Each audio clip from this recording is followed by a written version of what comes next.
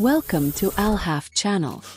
Hello, how are you today? We have a collection of best $800 PC build for gaming, so let's begin. GPU: Intel Core i5-14400F. Price $161. CPU: NVIDIA RTX 4060. Price $309. RAM: Patriot Viper Elite 2 DDR4 36002 by 16 GB. Price $47. Storage: WD Blackson 771 TB. Price $59. Thermaltake Versa H17. Price $54. PSU: Thermaltake Smart 700W. Price $59. Cooler: Not applicable, comes with CPU. Total price $778. If you can stretch your budget up from $500 to $800, you can enter a whole new world of gaming performance and productivity that will be good enough for some serious 1080p gaming without ray tracing. Here we're stepping up from a Core i3 to the Core i5-14400F, which has 6 performance cores, 4 efficiency cores and 16 total threads, along with a boost clock of 4.7 GHz. To be fair, the 14400F is not the fastest gaming CPU in its price range, as that honor belongs to AMD's Ryzen 7 5700X3D and its generous Vcache. However, AMD's chip requires a slightly more expensive motherboard and needs a third-party cooler, while Intel's chip comes with a stock air cooler in the box.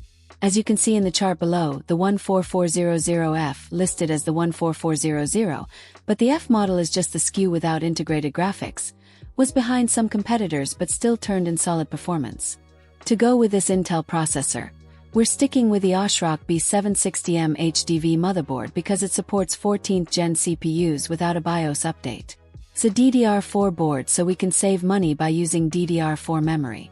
Our graphics card at this price point is the NVIDIA RTX 4060, which comes in just under $300. To go with this Intel processor, we're sticking with the Ashrock B760M HDV motherboard because it supports 14th gen CPUs without a BIOS update. It's a DDR4 board, so we can save money by using DDR4 memory. Our graphics card at this price point is the NVIDIA RTX 4060, which comes in just under $300. The 4060 has strong performance at 1080p, ultra settings, having averaged 84.9 frames per second on our suite of tests. It ranks just above the RTX 2080 and below the Radeon RX 6700 on our GPU benchmarks hierarchy. The card can also do some ray tracing, as it averaged 41.7 frames per second on 1080p Ultra with ray tracing enabled. Forget about playing in 2K with ray tracing, as that only gave us 25.8 frames per second. For our storage, we're going with the 1TB WD Blackson 770.